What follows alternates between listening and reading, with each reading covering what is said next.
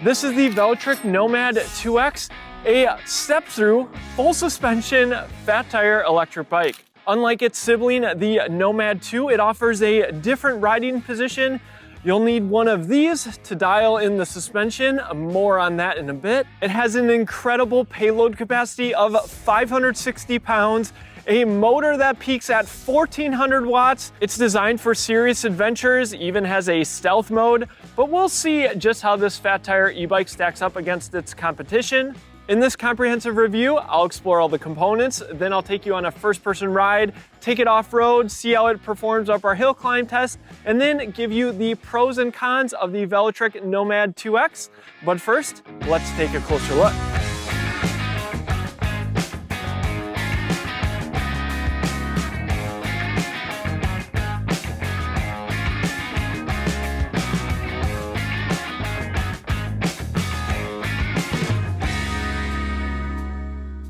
Beyond the obvious cool looks of this electric bike, there are some cool features which allow you to change how this bike rides, which I'll get into. Velotric also has over 1,000 bike shops in their dealer network, which helps set them apart from other brands, especially if you're looking for an electric bike that has a lot of these features. Let's talk pricing though. The Nomad 2X is currently priced at $23.99, though you can save on that price by using our discount code and our link down in the description. You can also scan the QR code on your screen now. Not only do you get a better deal, but you also help support the channel, so thank you so much for your support. We already talked about the total payload capacity being an impressive 560 pounds. Payload capacity on the rear rack is 120 pounds. The bike weight is 80 pounds, and the outdoorsmen or the hunters in the audience will appreciate this stat. It has a 1,000-pound towing capacity. Let me know in the comment section if that's what you'd plan to do with this electric bike. The Nomad 2X is offered in 2 different frames, a high step for riders 5'10" up to 6'5" in 2 different colors, royal blue or my pick, obsidian, or a step through. That's what you see here, and that's what I recommend. Just so much more accessible for riders 4'11" up to 5'10". Though I'm 6 feet tall and I still fit on this bike comfortably, and well, my wife is 5'5" and she made it work too. The step through is offered in Sage, what you see here, or Fig, and there's a multi-cam colorway coming soon. The entire frame is IPX6 water resistant. With that, let's get into all the components. Stopping power is provided by 2-piston Tektro hydraulic disc brakes, an extra large 203mm rotor up front, and in the rear, a more standard 180mm rotor. The tires come from Kenda 26 by 4 inches wide off-road tread. It's a bolt-on front axle. The front suspension fork is from Trauma. It offers 120mm of travel. This is what you can expect. It's an air suspension fork, so you might need a shock pump. On the left is where you would add or remove air. On the right, a lockout with adjustments and a rebound adjustment on the bottom of the fork.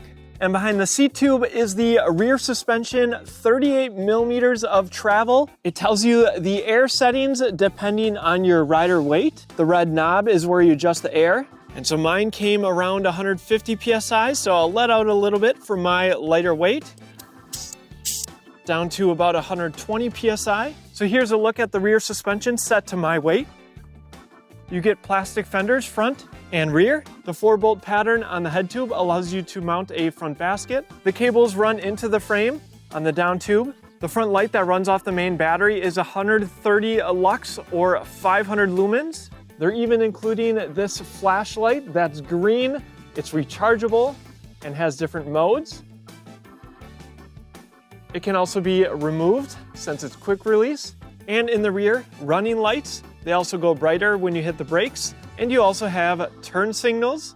They include an adjustable stem, so you can put it forward for a more sporty ride or lift them up for a more upright riding position. The handlebars have a slight swoop back to them, though not as much as the Nomad 2. On the left, ergonomic locking grips, matching Tektro hydraulic disc brake levers complete with motor cutoffs, a left-hand thumb throttle, there's a bell, and Shimano's 8-speed trigger shifter. Moving to the 7-button control pad and the display power button on the top.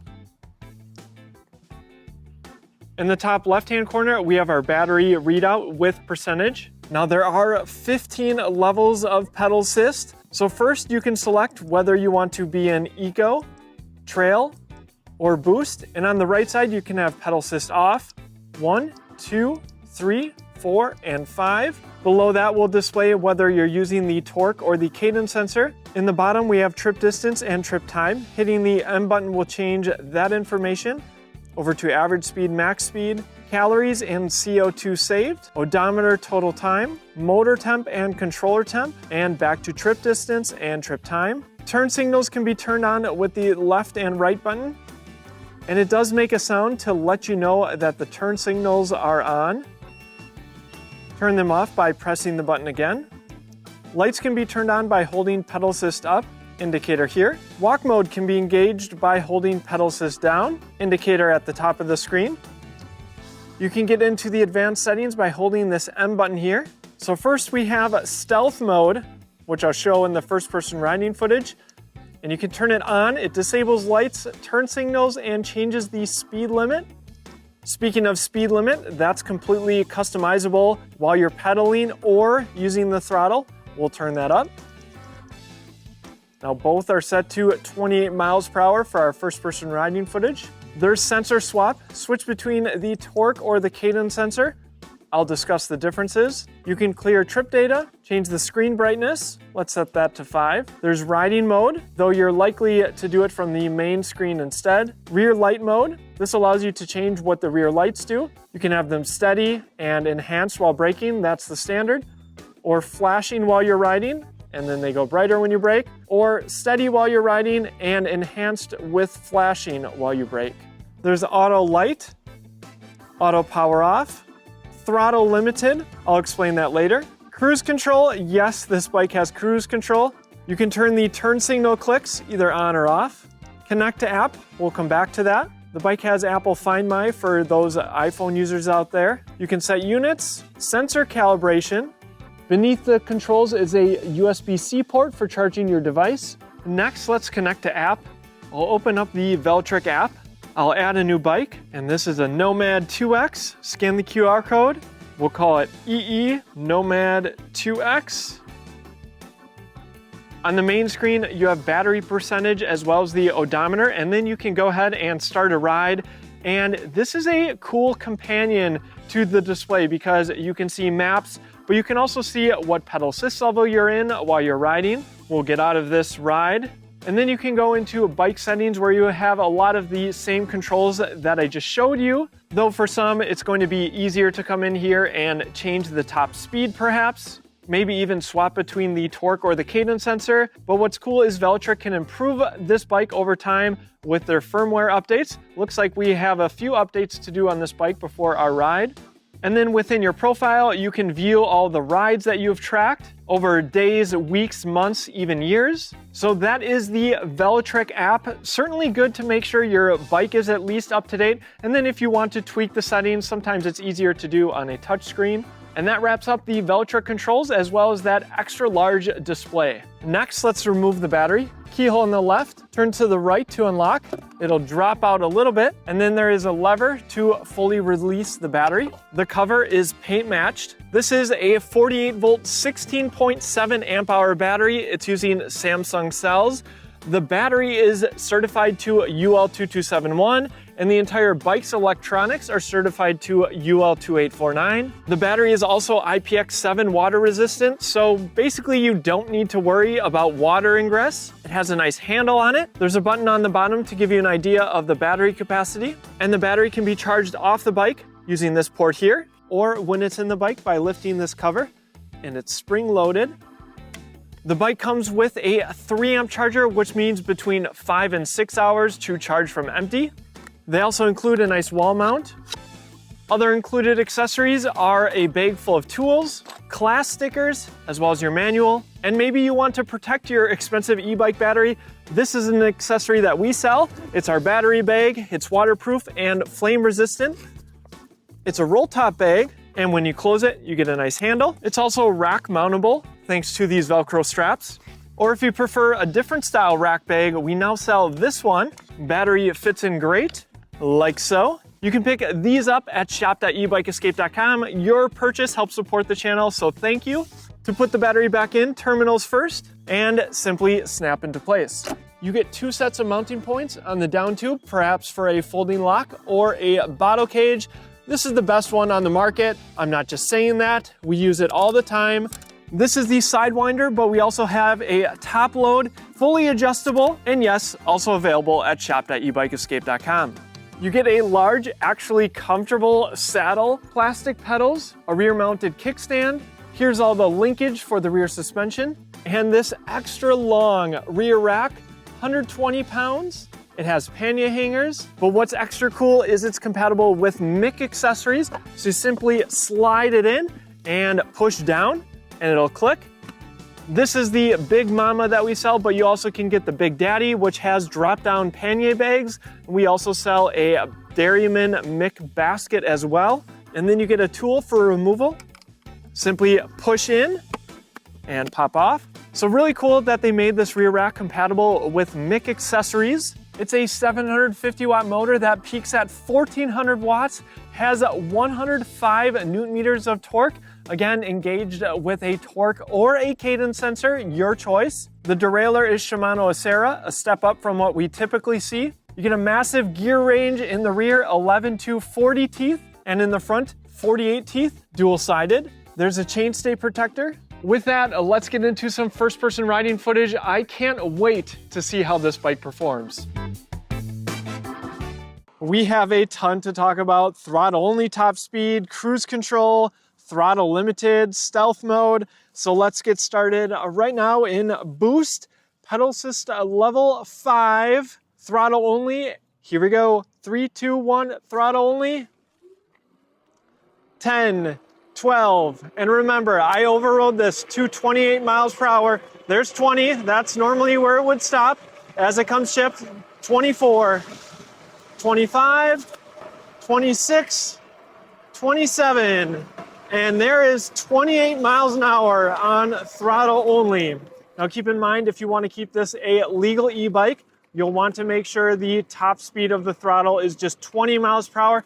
That's the class 2 designation. But if you're taking it off-road on private property, maybe you want to go a little bit faster, though be careful. It should go without saying to follow all your local laws and regulations. Now, one of the things that's cool is, yes, I changed the top speed to 28 miles per hour on throttle alone and while pedaling. But what I didn't talk about is you can change that all the way down to 12 miles an hour. Maybe you still want to go a little bit faster while pedaling, but you want the throttle to stop at 12 miles an hour. That's a nice accessibility feature. All right, next, throttle limited. What does that mean? Well, right now I have throttle limited turned on for cadence sensor mode, and I'm going to go into pedal assist level 1, and we are going to use the throttle. So not only in the lower pedal assist levels do you get less power from the motor, making it more accessible. You can see I'm cruising just at 13 miles an hour, and I just felt the motor back off. And even the power bar on the display, it's giving me less power from a stop than it otherwise would if I went in higher pedal assist levels. So that is throttle limited turned on. Now for torque sensor, I do have it turned off. Now I still have it in Eco pedal assist level 1. And now when I hit the throttle, I'm not going to stop at that 13, 14 mile per hour top speed. I can go all the way up to whatever I have the speed limit set, in this case 28 miles an hour. Now it is worth a mention that in boost mode, pedal assist level 5, and torque sensor, again with the throttle limited turned off, it does seem to ramp in the power faster than it does in the lower pedal assist levels. Again, 15 levels of pedal assist. All right, and next let's talk about cruise control. And just like in a car, you can just be pedaling, going whatever speed that you want to set the cruise control at. And then what you'll want to do is just hold this bottom button here. And there's a little indicator at the top of the screen. It looks like a speedometer that has the speed set. I can either decide not to pedal and the motor is just going to hold me at that speed, or I could pedal alongside it. Just know that you're not going to get additional power from the motor. The motor is going to keep you at that 11 miles per hour and only kick back on once you drop below it. So that is a cool setting if you want to cruise at a certain speed. All right, guys, next, stealth mode. I have not seen this on an electric bike. Let me know in the comment section if you think this is a gimmick or if you think it's a helpful feature. I especially want to hear from those hunters out there. So what I'm going to do is I'm going to go into the advanced settings here. All right, there is stealth mode, and I will turn it on. Turning on stealth mode disables lights and turn signals and changes the speed limit. We'll confirm that. And then the screen goes dim, so it's harder to see, though at night it would be easier to see. And you can still customize it. I can turn the screen brightness up, but it does change the top speed of both pedaling and throttle to 15 miles an hour. And that's really to just cut down on noise. And of course, that's because e-bike motors can be loud, particularly when they're providing a lot of power. So I'll put on the screen what Velotric shares as the motor noise at each speed. All right, and next we need to talk about Cadence versus torque, because this has sensor swap. Now, what is cool is while you're riding, it changes the functionality of this M button. So I can be pedaling here and then I can just hold that M button and it's going to switch into torque sensor. And I'll tell you why that can be helpful when we get to the hill climb test. But first I want to talk about what is a cadence sensor versus a torque sensor. So a cadence sensor simply measures whether you're pedaling or not. Think of it as an on-off switch. So if I'm pedaling, then I'm going to get motor power, yes, depending on the 15 levels of pedal assist that we have on this electric bike. So I could be pushing really hard, maybe in a higher gear. I could shift all the way down into the lowest gear and just barely provide any effort. I'm still going to get the same amount of motor power. That compares to a torque sensor, which measures how much pedal pressure, how hard I'm pushing on those pedals, and then amplifying it. Kind of rewards your pedal stroke, if you will. Most people find that's a more natural riding experience, though with this bike you can have lots of power in either mode. Just kind of depends what you prefer. So what I'm going to do, because we have 15 levels of pedal assist, I'm going to go through them pretty quickly. We're going to skip trail in the middle, starting off in Eco Pedal Assist Level 1, and I did turn the top speed down to 20 miles per hour. I'll do a top speed run after I go through this, and there's a reason for that because it impacts how high I get in cadence sensor mode. So let's see, third gear, Pedal Assist Level 1, and the motor stopping me at around 10 miles an hour. Let's go into Eco Pedal Assist Level 3, shift up to fifth gear here, cruising around 16 miles an hour and then backing off. And so if I had this in class 3 mode, that speed is actually going to be completely different. And so I want to show this a little bit more as an accessible electric bike first before we get into the really high speeds. All right, so we know 16 miles an hour in Eco Pedal Assist Level 3. Let's go into 5, and that's where we're going to hit 20 miles per hour, and then the motor is going to back off.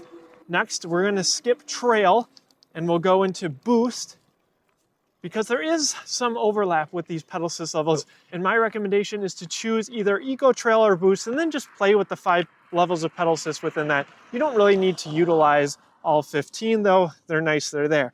All right, boost, pedal assist level 1, engagement from the motor. And again, probably just getting to that 10 mile an hour mark just a little bit faster. I'm going to shift down into 4th gear here and then go to boost pedal assist level 3, getting up to that 16 mile an hour mark. So very similar to Eco. And then boost cadence pedal assist level 5, and no problem getting to 20 miles an hour. Super easy. All right, now let's go into torque sensor mode. I'm going to sensor swap, and we'll go down to Eco pedal assist level 1, shift all the way down. And as we've seen with some of these newer torque sensors, they're just so responsive, almost immediate engagement from the motor. And I'll shift up to 2nd or 3rd gear here, just so it's a little bit easier for me to provide more pedal pressure. 10 miles an hour, and if I push a little bit more, 13 miles an hour, putting in quite a bit of effort, but we are in the lowest level of pedal assist. These are going to be more if you want to get a little bit more exercise. Let's go into Eco Pedal Assist level 3. All right, gentle cadence, cruising at 14, and then more pedal pressure, 16, 17, going to be just shy of that 20 mile per hour mark. Let's go into Eco Pedal Assist level 5, and cruising at 18 miles an hour. Going to have to work a little bit more for 20 miles per hour. Not too much, but certainly can feel it in the legs.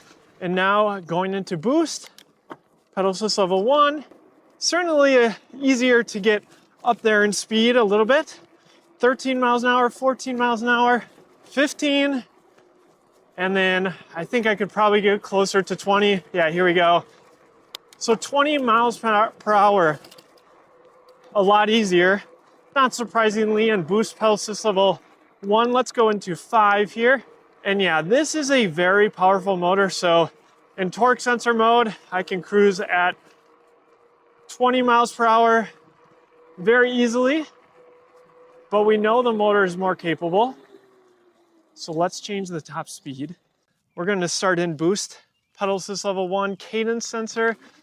And I think I'm going to get a lot of power here. 4th gear, 5th gear. All right, motor's still stopping at around 14 miles per hour on the cadence sensor, so it is speed limited. And let's go up to 3. Instantly feel more power. That bar just went almost to the end. Shift up to 7th gear here, keep those legs moving. Not putting in a ton of effort. Cruising at 20, and here we go. Boost pedal assist level 5. Should be able to get to 28, no problem. All right, there's 20, there's 28. Display's reading 30 miles an hour, 29 on the GPS. It should technically stop at 28. 8th gear here, 30 miles an hour on the bike. And I would say gearing is good. No ghost pedaling at 30 miles an hour with this cadence sensor. And I was not putting in a lot of effort at all. All right, let's sensor swap to torque sensor. And let's see if we can get to that speed with the torque sensor. Shift down to 3rd gear. All right, here we go, nice and easy. Just getting a little bit of power, 10 miles an hour. All right, put in a little extra power here. And that's how we get to the mid-teens. 16, 17. Let's go into boost pedal assist level 3. See where we get to for a cruising speed. 20 miles per hour, very easy. And then again, boost pedal assist level 5. All right, let's go to 7th gear here. And I'm just spinning my legs nice and easy. Cruising at 22, 23. All right, and just a little extra power here. Still something I could maintain for a long time. And wow, okay, I wasn't looking down, and we did hit 28 miles per hour. And I wasn't in 8th gear yet either. That might be a little bit more of a comfortable cadence for me. But yeah, 28 miles per hour on a torque sensor on a heavy fat tire electric bike. All right, let's do a little brake test here. I have high confidence in these Tektro hydraulic disc brakes. Right at this small tree here. All right, not sure if you heard that, but very easy to lock up the wheels and a lot of stopping power due to their width. But more than most, this is a bike that belongs more off-road. Let's get into some off-road testing. This is the perfect little trail because it has a little bit of everything, some things that I think some people who are really going out into the woods might encounter. So right now, nice and wide, plenty of room. This isn't a very technical trail. And comfort-wise, this seat has to be one of the most comfortable that comes on an electric bike. Same one that was on the Nomad 2, and I actually really like the choice of these handlebars. They have a slight swoop back to them, so it's certainly more of a sporty ride, but you're not as hunched over as you otherwise would be. and I have it in torque sensor, but I'm just going to throttle over this branch here.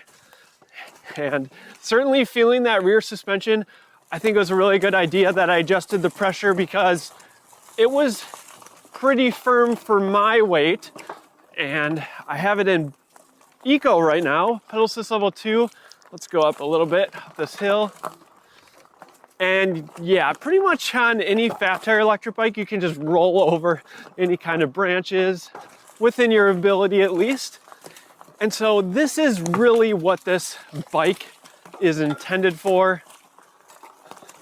It's very comfortable, feeling the front suspension as well. Like that, they went with an air suspension front fork, so there's a little bit more adjustment there as well. And beyond the front suspension, the fat tires also provide cushion. You can adjust the air pressure in those. Going down this hill quick. And I have to say, oh, there's a big log here. Let's see if I can power over this. And another note just on fat tire electric bikes generally, something to keep in mind is I would much prefer to be on a hub drive fat tire electric bike like this, because say your chain snaps, which can happen on mid-drive electric bikes, you're kind of stuck because you can't just throttle home, because if your mid-drive electric bike even has a throttle, which is uncommon, the motor is what drives the chain. And so if you lose your chain, you're pretty much done for. And the cool thing about a bike like this, you can always just throttle back. And that's of course only made possible by a hub drive electric bike. And yeah, on this trail, even with the increased rolling resistance, Eco has felt pretty good. Now that rear suspension sometimes can bounce you a little bit, so something to be mindful of. But yeah, just plowing through this terrain. With that, you've seen what this bike is capable of off-road. Let's see what it can do up our hill climb test. Welcome to the hill climb test. This is the hill that I test out all the bikes that I review on the channel. The GoPro makes this hill look so much smaller than it is, so we'll put up the specs as well as a picture on the screen, and we'll get up to speed here and we will see what the minimum speed is. I view anything over 15 miles an hour very impressive, and hill is starting now. 23. This bike is so heavy. Really, any fat tire e-bike is. It's just so impressive that these bikes can go up throttle alone up a hill, holding us at 17 miles an hour now.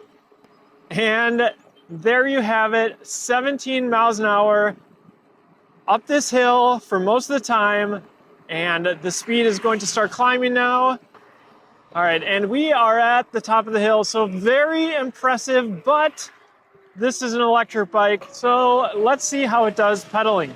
We are going to use the torque sensor because I have a feeling the Cadence sensor is going to have no problem getting us up the hill as long as you can keep your legs moving. So we are in boost, pedal assist level 1. Now keep in mind, in the lowest gear, we have 40 teeth. That's actually something that's rare. And I would say I'm putting in a moderate amount of effort in boost pedal assist level 1. The motor wants to give me more. Every pedal stroke, if I put in a little bit more, I am getting more power from the motor. But I imagine most people would go in a higher pedal assist. So this is boost pedal assist level 3, a little bit more, 7 miles an hour. So this would be what you want to do if you want to conserve battery. Let's go into boost pedal assist level 5. All right, and a little bit easier to just spin my legs there and still get some power from the motor. I actually kind of see the power from the motor kind of surging a little bit on the display. Because again, I had to put in more power to get more power from the motor. Let's shift up to 4th gear, and there you go. I can get up to 12, 13 miles an hour by putting in more effort. But here's the special thing about the sensor swap. Say I still wanted to pedal, I can just swap quick into Cadence mode, and there we go. Just easily spin my legs and boost pedal assist level 5. we are just going to climb in speed. So that's a great use case for sensor swap, is on steep hills, because sometimes with the torque sensor, it's harder to provide more effort, especially if you're going up a steep incline. All right, with that, let's get into some third-person riding footage. I'll give you the pros and cons of the Nomad 2X. Velotric knows that a segment of e-bike shoppers want more power, they want full suspension, and yes, there are those who want a true off-roading capable e-bike. Well, here we go, the Nomad 2X.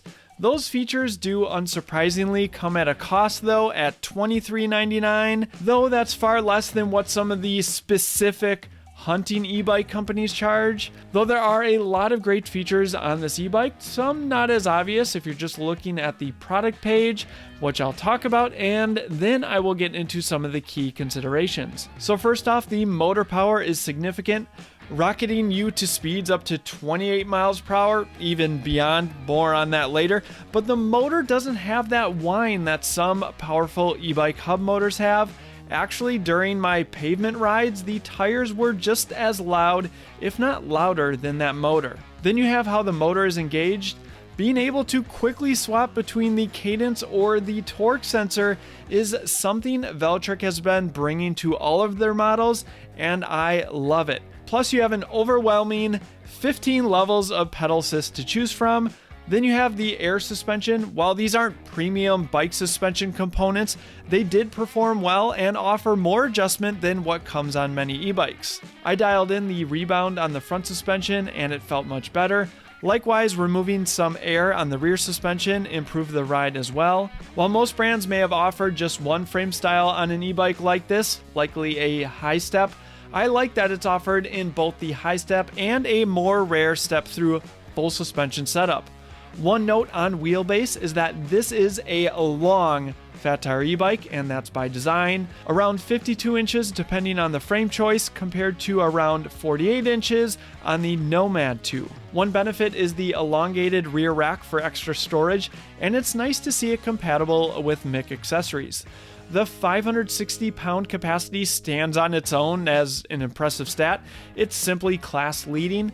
And same with the IPX6 rating on the frame and IPX7 rating on the battery. You basically don't need to worry about water at all, so long as maybe you're not doing any deep creek or river crossings. Components-wise, Velotric spec'd it nicely with a step up in the derailleur, and you get Tektro hydraulic disc brakes with the extra large front rotor.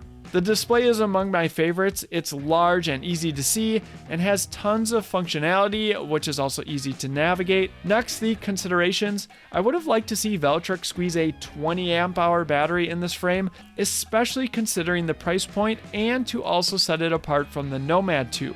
Though range is still decent, between 25 miles traveling at high speeds using lots of throttle perhaps, to about 70 miles depending on all of the factors that go into range, and yes, just expect less with off-road riding. Given this e-bike will at least appeal to hunters, I would have liked to see some hunting specific accessories, maybe a trailer. That's something at least currently you'll need to source aftermarket. Next, the rear suspension. It soaked up smaller bumps nicely during my off-road testing, especially paired with that comfy seat, but it would be nice to dial in the rebound like I was able to do on the front fork, so it doesn't feel as springy. This admittedly was over some huge bumps, probably beyond what this bike is really meant for, but something to keep in mind. While the 15 levels of pedal assist offer plenty of choice, I hope Velotric allows complete customization of each pedal assist level in the future. That can probably be accomplished with a software update.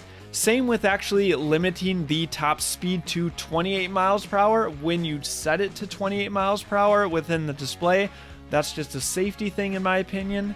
A note on assembly as well, beyond the normal things attaching the front wheel, the display, the light, getting the handlebars dialed in, you also need to install the front hydraulic disc brake, and that can be tricky for some to dial in perfectly. This part you might want to leave to a local bike shop. If we've helped you with your purchase decision on any Velotric e-bike, Do yourself and me one quick favor, check out our discount code and use our link down in the description before you buy, or if you buy in store, because that is one big benefit of Velotric's 1,000 plus dealer network. Shoot me an email with your receipt at ryan@ebikeescape.com. This is a free way for you to directly support our efforts here at eBike Escape. Thank you so much for your support. No one has ever complained about having too many choices when it comes to fat tire e-bikes. So I'm glad to see something full suspension from a respected brand. Now the question is, do you go with the Nomad 2 or the Nomad 2X?